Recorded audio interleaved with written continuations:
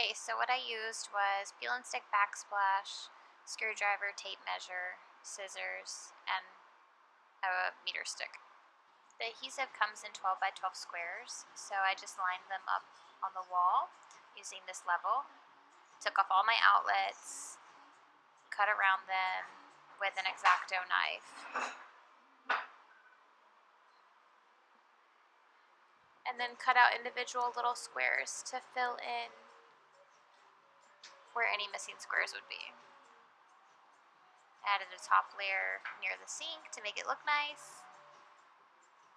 And overall, it was a quick hour process.